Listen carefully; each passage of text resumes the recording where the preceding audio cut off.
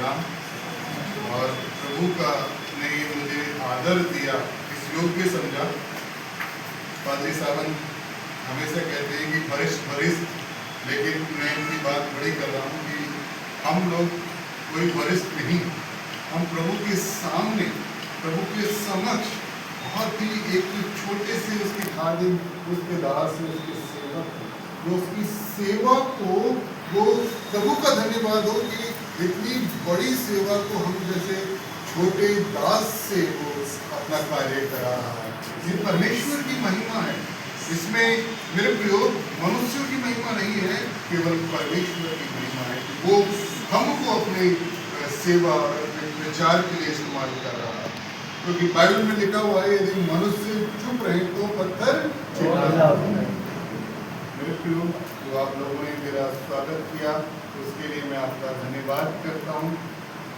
और जब मैं भाई सावंत जब मेरे पास आए तो मेरे अंदर बहुत उत्सुकता आई कि मैं भी आज इस प्रभु के पवित्र भवन में उपस्थित होकर आप लोगों के साथ मिलकर परमेश्वर की सेवा और परमेश्वर की महिमा और स्तुति कर सकूं। Hallelujah, hallelujah. प्रभु मेरा परमेश्वर मुझे यहाँ तक लेकर आया है। मैं बहुत बड़े बड़े चर्चेज में, कलीसियाओं में गया हूँ, वहाँ पर मैं देखता हूँ बहुत बड़ी लाइट लगी हुई, झूमर लगा हुआ, बड़ा हुआ, लेकिन मेरे प्रयोग जो मैंने सिरसी मैथोडिस्ट चर्च के अंदर देखा कि यहाँ पर परमेश्वर का आत्मा जुम्बिश करता है, लोगों के जीवन में अगुवाई करता है। मेरे प्रयोग बहुत बड़ी बिल्डिंग, बहुत बड़ा झूमर, बहुत बड़ी फोकस वाली लाइट, मेरे प्रयोग परमेश्वर की आशीष नहीं है। परमेश्वर की आशीष उसको अपने जीवन में ग्रहण और स्वीकार करने के लिए है। जब हम यीशु को अपने जीवन में ग्रहण करते हैं तो वो हमारे जीवन को फलवंत करता है। और प्रभु का आत्मा का अभिषेक आज मैं देख रहा हूँ कि एक जन पर प्रभु यहाँ पर करने वाले हैं। और मेरे प्रयोग एक बहुत बड़ी दवाई इस मैथोडिस्ट चर्च सिरसी से होने वाली है। आमीन, आमीन, हालेलुया, हालेलुया। ईश्वर का धन्यवाद हो। मेरे प्रयोग आज मैं आपको बताना चाहता हूँ कि अभी जो परमेश्वर का वचन आप लोगों के सामने पढ़ा गया, लूका रचित सुसमाचार उसका 22 अध्याय और उसके 7 पद से, यहाँ पर लिखा हुआ है, अख़मीरी रोटी के पर्व का दिन आया जिसमें फसह का मेमना बलि करना आवश्यक था। बलि बाइबल लिखा हुआ है नए नियम में कि जब अख़मीरी रोटी का पर्व आया, पर्व जो वर्षों से मनाया जा रहा है वो उसको पर्व कहते हैं। हमारे बाप दादा मनाते आए हैं, हमारे पुरखे मनाते आए हैं, कब से है हमको पता भी नहीं, जब हम उत्पन्न भी नहीं हुए थे, हमारे फोर फादर भी उत्पन्न नहीं हुए, पर्व तब से चले आ रहे। और ये जो अख़मीरी रोटी का पर्व है, ये कोई उस समय यहूदियों में एक ये लोग 7 दिन तक कड़वा साग पात खाते थे और उसे अख़मीरी रोटी का खाना बनाकर खाते थे। और 7वें दिन जब वो 7 दिन पूरे हो जाते तो 7वें दिन एक मेमने का बलिदान किया जाता है। और मेरे प्रयोग उस मेमने के बलिदान के लिए ये सब लोग इकट्ठा हुआ करते हैं। मैं आपको बताना चाहता हूँ, यहाँ पर लिखा हुआ है कि फसह का मेमना बलि करना आवश्यक था। यहूदियों के लिए, जूइश के लिए, इजराइलियों के लिए ये आवश्यक था कि वो फसह का मेमना बलि करें। तो क्या ऐसी आवश्यकता थी? क्या ऐसी जरूरत थी? क्या ऐसी उनकी नीड थी कि उनको साल में एक बार फसह का मेमना बलि करना आवश्यक था? उसके पीछे क्या कारण था? क्या ऐसी धार्मिक मान्यताएं थी? क्या ऐसी ट्रेडिशन थी कि वो लिखा हुआ है कि वो उसके लिए आवश्यक? मेरे प्रियो, जब हम सर्दियों में होते हैं तो क्या करते हैं? अपने बच्चों को कहते हैं कि नहीं ये तूने कपड़े कम पहन रखे बेटा, ऐसा करो कि एक जैकेट और पहन लो, एक कोट और पहन लो। वो कहता कि नहीं, मुझे क्या नहीं लग रही है, ठंड नहीं लग रही। लेकिन हम लोग माता पिता कहते हैं ये तुम्हारे लिए आवश्यक, ये तुम्हारे लिए जरूरी है, ये तुम्हारे लिए महत्वपूर्ण है। मेरे प्रियो, तो क्यों यहाँ पर लिखा हुआ है कि फसह के लिए, उस फसह के लिए मेमने का बलिदान करना आवश्यक है। मेरे प्रियो, बहुत सी हमारी आवश्यकता है, घर में बहुत सी हमारी जरूरत है। मेरे प्रियो, लाइट की हमें जरूरत है, और हमको भोजन की आवश्यकता है, हमको घर में बहुत सी चीजों की जरूरत है, हमारे लिए वस्त्रों की आवश्यकता है। लेकिन फसह के मेमने का बलिदान करना क्यों आवश्यक? क्यों इजरायली लोग फसह के मेमने को बलिदान किया करते?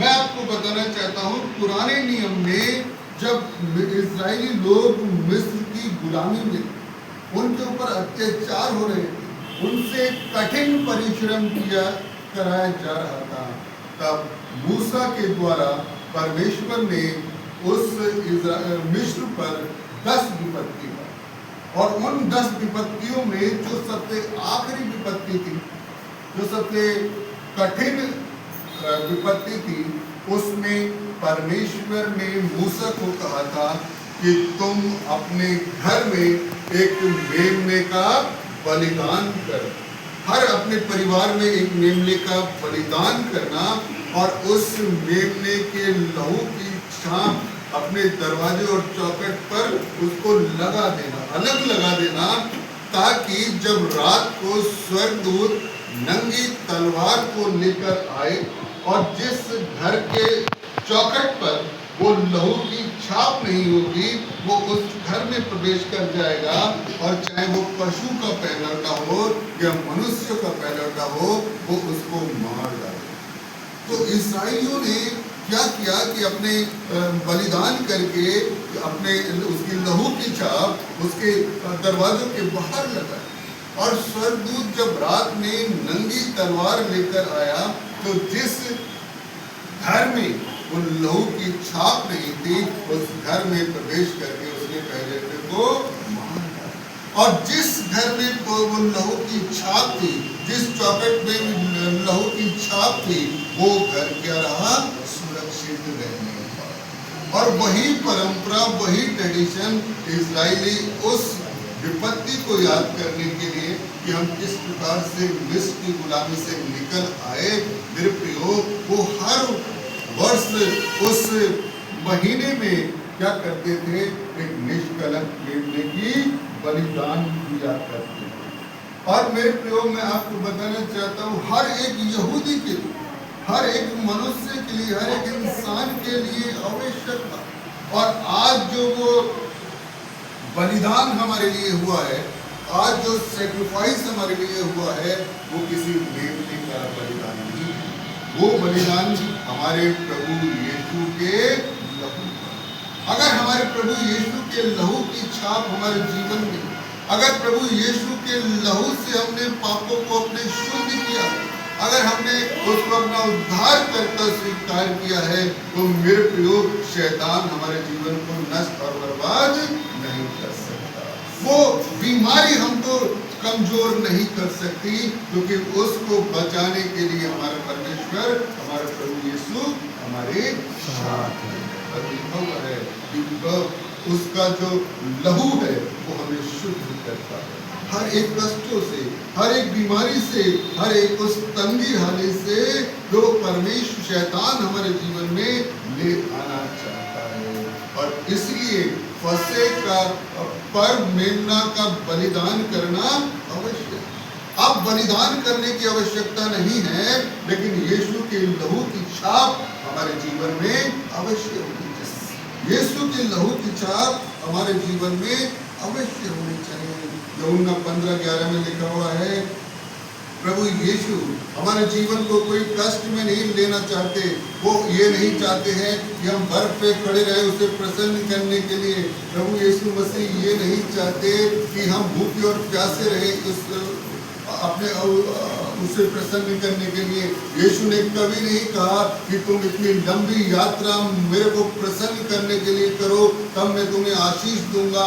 प्रभु यीशु ने कहा यूहन्ना 15:11 में, मैंने ये बातें तुमसे इसलिए कही कि मेरा आनंद तुम में बना रहे और तुम्हारा आनंद पूरा।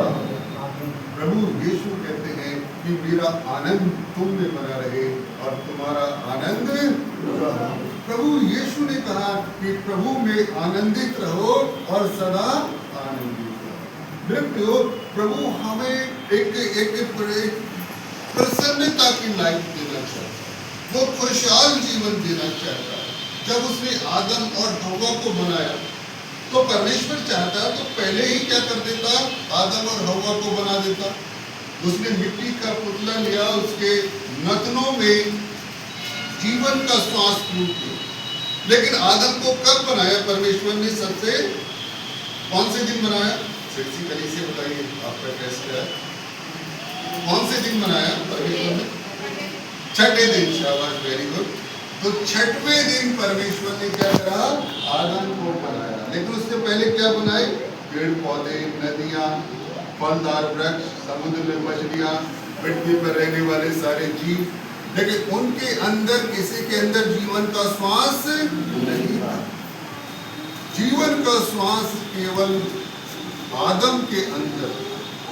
और परमेश्वर ने मनुष्य को सबसे आखिर में बनाया ताकि इसको रहने के लिए, इसको खाने के लिए, इसको पीने के लिए किसी चीज की क्या ना हो, आवश्यकता को परमेश्वर जानता है।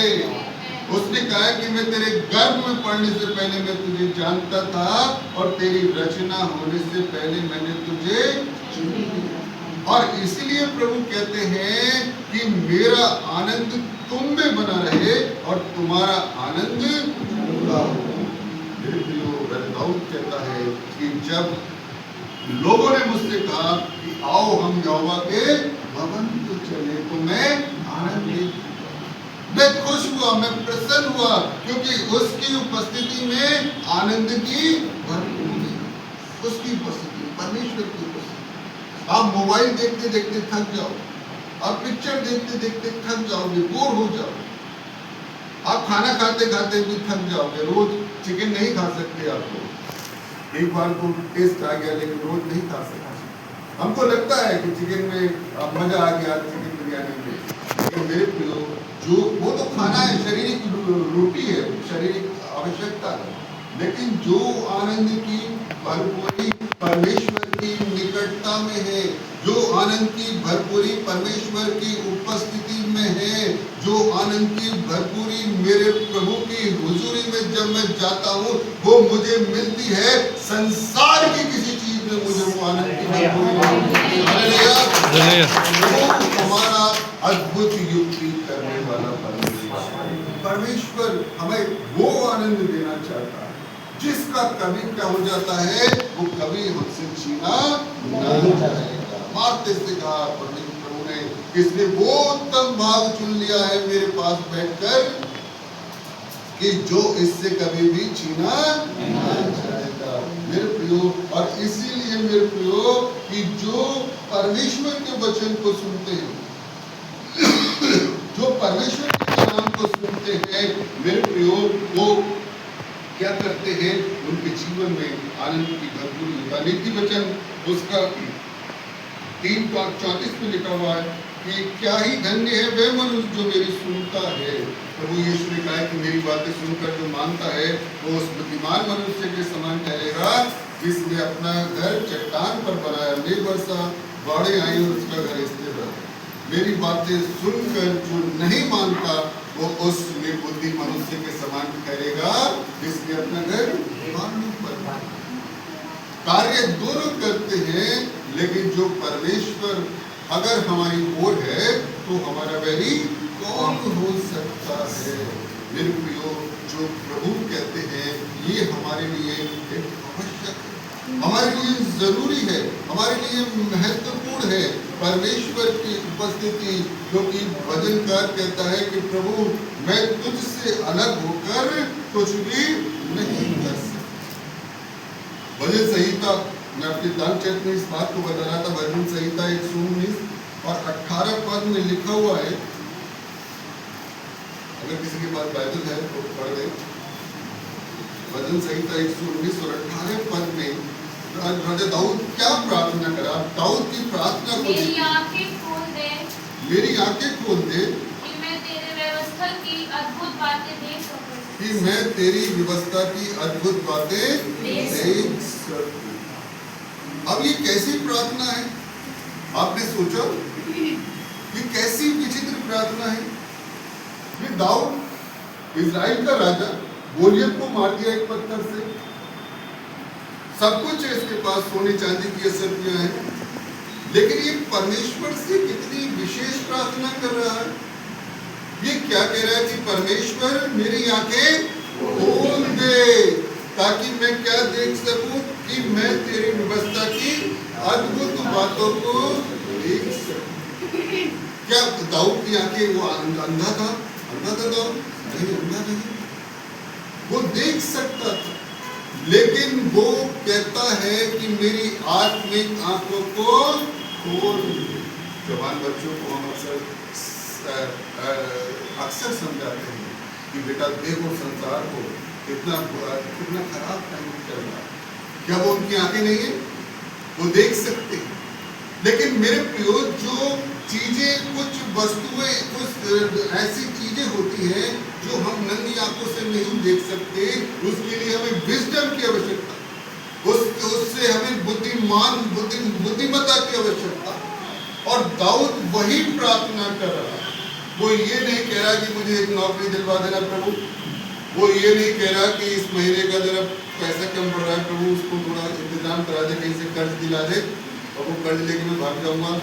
परमेश्वर से दाऊद जो प्रार्थना कर रहा है, जो प्रेयर कर रहा है कि हे परमेश्वर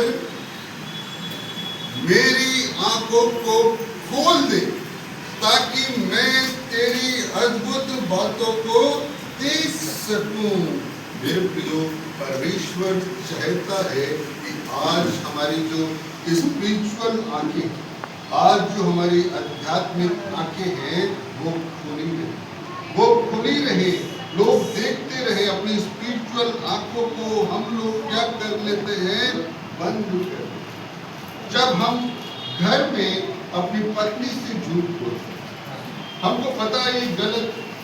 जब माता पिता से बच्चे जब झूठ बोलते, माँ बाप पूछते हैं ना कि आज तुमने कितनी देर पढ़ाई करी, तो बोले बस पापा अभी उठाओ पढ़ के। झूठ बोल रहा है, उसको पता नहीं कि इसका परिणाम कितना गलत इसके जीवन में होने वाला है। आत्मिक आंखें बंद हैं, स्पिरिचुअल आंखें बंद हैं, क्योंकि बाइबल बताती है कि तू अपने माता पिता के आज्ञाकारी बन, जिससे तेरा भला होगा और तू इस पृथ्वी पर बहुत दिन जीने लगेगा। बाइबल सिखाती है माता पिता का आदर कर। लड़की उसने कहा कि जा थोड़ा सा आटा मूंद दे, लेकिन खतरी में हो जा, अरे मम्मी अरे तो नींद दे रही उसको। क्या है मेरे प्रियो, परमेश्वर चाहता है कि ये स्पिरिचुअल आंखें, जो हम गुनाह करते हैं, जो हम पाप करते हैं, हमको पता है ये गलत है, हमको पता है कि हमको नहीं करना है, हमको पता है ये हमको बिल्कुल भी नहीं करना, लेकिन उस काम को हम करते हैं। और जो हमसे नहीं करना चाहिए हमको वो करते हैं, जो करना चाहिए वो हम बिल्कुल नहीं। पौलुस इसी बात को कहता है कि हे परमेश्वर, मैं जो भलाई करना चाहता हूँ वो नहीं कर पाता, लेकिन जो वो बुराई नहीं करना चाहता वो मुझसे हो जाए। राजा दाऊद यही प्रार्थना कर रहा है कि हे परमेश्वर मेरी आंखों को खोल दे ताकि मैं क्या देख सकूं? तेरे अद्भुत कार्य को देख सकूं। क्या है परमेश्वर के अद्भुत कार्य? मेरे प्रियो, हम कैसे परमेश्वर के अद्भुत कार्य को देख सकते हैं? मैं आपको बताना चाहता हूँ इफिसियों की पत्री उसका पहला 17 और 18 पद में लिखा हुआ है कि हमारे प्रभु यीशु मसीह का परमेश्वर महिमा का पिता है जो तुम्हारी पहचान और ज्ञान और प्रकाश का आत्मा दे और तुम्हारी मन की आंखों को मन की आंखें ज्योति में जान लो कि तुम जान लो कि किस उसको बुलाहट से क्या काम है। मेरे प्रियो, परमेश्वर कहता है कि तुम्हारी जो ज्योति में आंखें हैं, जो ज्योति में आंखें हैं, वो तुम क्या हो जाए, तुम्हारी खुल जाए, वो खुल जाए। जब हमारे पास संकट और विपत्ति आता है, जब शत्रु हमें चारों तरफ से घेर लेते हैं, कौन से शत्रु? वो नहीं जो लाठी लेकर आए, वो शत्रु जो हमारी बीमारी से रोकते हैं, वो शत्रु जो हमको रात में नींद नहीं आने देते, हमारी चिंताएं, वो भी हमारा शत्रु है। हम अपने बच्चों के लिए सोचते रहते हैं, हम अपने हस्बैंड के लिए सोचते रहते हैं, हम अपनी पत्नी के लिए सोचते रहते हैं, हम अपने भविष्य के लिए सोचते रहते हैं। रात भर नींद नहीं आती, चिंता में, फिक्रों में, सुबह हो जाती है करवट बदलते हुए। मेरे प्रियो, हमको रास्ता नजर नहीं। ऐसे ही एक एलिसा का दास था। दूसरा राजा उसका 6 अध्याय 17 पद को अगर पढ़े हम, तो वहां पर हम देखते हैं कि एक सेवक है जो अपने गुरु एलीशा को सूचना देता है कि हम लोग संकट में घिरे हुए हैं, चारों तरफ से शत्रु की सेना ने हमको घेर रखा है। लोग हमको, वो नंगी तलवारें उनके हाथ में है, वो हमको नष्ट और बर्बाद करने के लिए आ रहे हैं। तो मेरे प्रियो, वचन में लिखा हुआ है कि एलीसा क्या करता है? प्रार्थना करता है।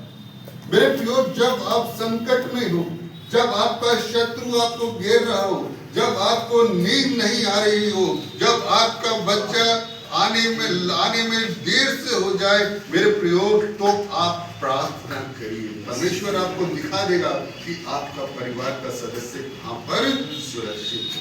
एलीशा को संकट के दास को संकट दिखाई दे रहा था, तब तलवार दिखाई दे रही थी। दूसरा राजा उसका 6 अध्याय और 17 पद को पढ़े। निकाल मिला। तब एलीशा ने ये प्रार्थना की, हे यहोवा, इसकी आंखें खोल दे, ये देख सके। तब यहोवा ने सेवक की आंखें खोल दी, और जब वो देख सका, तब क्या देखा कि एलीशा ने चारों ओर का पहाड़ अग्नि में घोड़ों और रथों से भरा हुआ है। क्या कर सकते हैं? परमेश्वर जब एलीशा का सेवक उसे जगाने आया, उसने क्या देखा कि शत्रुओं के, उसके नगर के चारों ओर दुश्मन सैनिक खड़े हुए, नंगी तलवारें लेके, घोड़े और रथ है।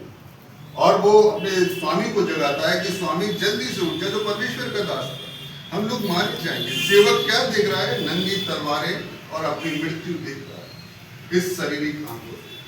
और लेकिन जब एलीशा ने उस सेवक के लिए प्रार्थना की, तब उसने क्या देखा कि उस पहाड़ के चारों ओर, उस नगर के चारों ओर उसकी रक्षा करने के लिए यहोवा परमेश्वर के स्वर्गदूत ज्वाला में तलवार लेके खड़े हुए हैं और रथ लेके खड़े हुए हैं, उसको बचाने के लिए, एलीशा को बचाने के लिए, उसको दास को बचाने के लिए।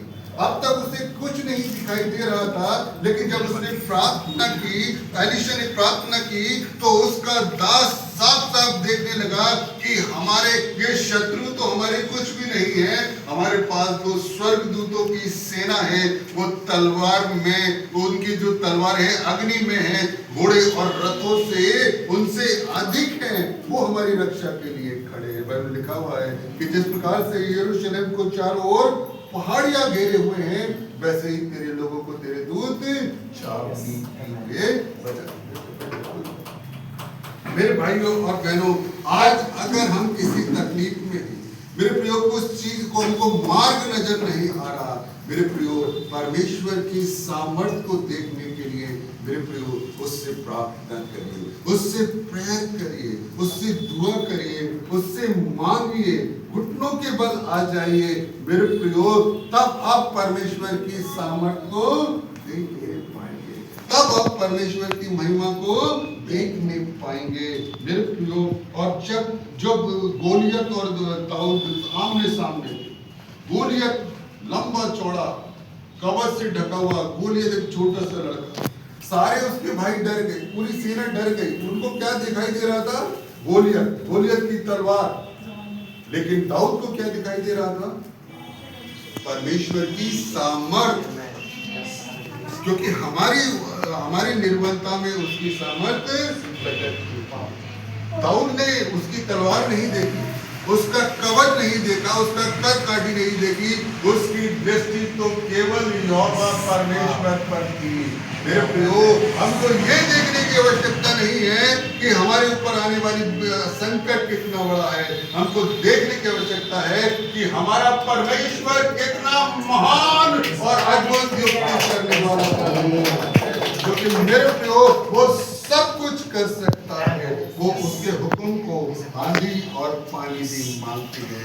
मेरे भाइयों और बहनों, आज इस प्रभु भोज के दिन, आज आप इस प्रभु भोज को जब यहाँ से लेकर आते हैं, वो जो लहू मेमने का उस समय इजराइलियों के घरों पर लगाया था, आज वो मेमने का लहू मेरे और आपके लिए नहीं है, मेरे और आपके लिए यीशु का पवित्र लहू है, जो हर एक आने वाली विपत्ति से बचा सकता है। हर एक आने वाली विपत्ति से हमारी रक्षा कर सकता है, हमको बचा सकता है, हमको सेव कर सकता है। हर एक संकट प्रभु के नाम से टल सकता है। हमारे यीशु के लहू में वो ताकत है, हमारे यीशु के लहू में वो सामर्थ है।